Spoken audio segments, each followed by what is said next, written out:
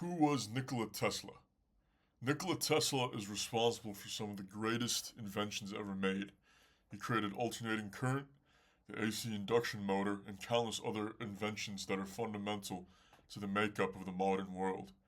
Even Albert Einstein, a man who is heralded as the smartest, had professed himself to be inferior to Nikola Tesla. Tesla was the preeminent expert on all things energy and had once said, "I showed that the universal medium is a gaseous body in which only longitudinal pulses can be propagated, involving alternating compressions and expansions similar to those produced by sound waves in the air. Thus, a wireless transmitter does not emit Hertz waves, which are a myth, but sound waves in the ether." Not only did he refute the idea of radio waves being transversal in nature, he believed that through the correct understanding and application of waves, he could achieve his dream, unlimited free energy wirelessly.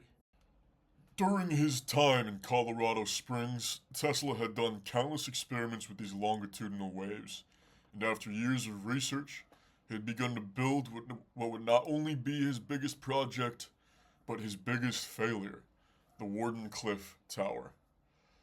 Tesla's Wardenclyffe Tower was designed around what he called terrestrial stationary waves, waves propagating through the earth itself like sound through air.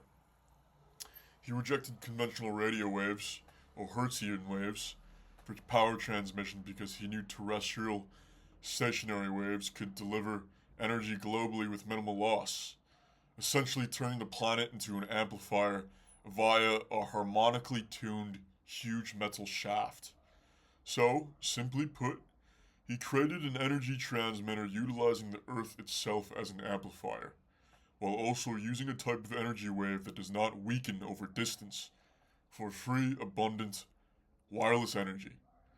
Unfortunately, the ones that rule over us would never allow that, so his project was demolished in the single most devastating blow to humanity. But what is a longitudinal wave exactly? Well, like he said, it is a wave that travels via alternating compressions and expansions similar to sound waves.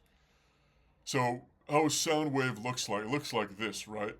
And it has alternating compressions, which is a more dense part of the wave, and expansions, which is a less dense part of the wave, which is why you see the wave, right? Why do we call it a wave? We call it a wave because it looks like a wave that crashes on a beach on the coastline. And a longitudinal wave is much, much faster than a sound wave.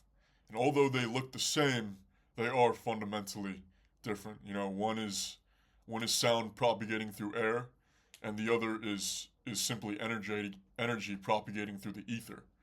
And Nikola Tesla measured this, the speed of this energy wave that moves through the ether, and he measured it to be twice as fast as light in patent 787,412. So this is a normal Hertzian wave, right?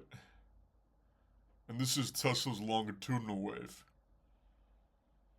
But actually, a Hertzian wave, or at least what we think a radio wave is, does not exist. Energy does not oscillate up and down along its axis. It never has and never will. And Tesla consistently maintained throughout his life that the fact that a Hertzian wave oscillated up and down along its axis was a grievous myth. This is a quote of Tesla's. "I satisfied myself that what Hertz had observed was nothing else but effects of longitudinal waves in a gaseous medium. That is to say, waves propagated by alternate compression and expansion. He had observed waves in the ether, much of the nature of sound waves in the air. I also want to know that Heinrich Hertz himself had close ties to a certain insidious banking family. Perhaps his mistake in observing the function of an energy wave was deliberate, and Tesla, the pioneer of energy, like I said, would maintain that his unequivocal wrongness in what the function of a wave really was. Rather, the real difference between Tesla's Wardenclyffe Tower energy and regular radio energy was this, right? Why does regular radio energy lose energy over distance? Well, one follows a path, right? While the other disseminates outwards into the air in all directions. Tesla's wave is shot like a kamehameha, while Hertzian or radio waves leak off Goku's Super Saiyan form. So this is Tesla's wave, and this is a normal wave. And a Hertzian wave does not actually exist. And Tesla's chosen medium to shoot his Kamehameha was the Earth. So the Earth itself would become a battery for us.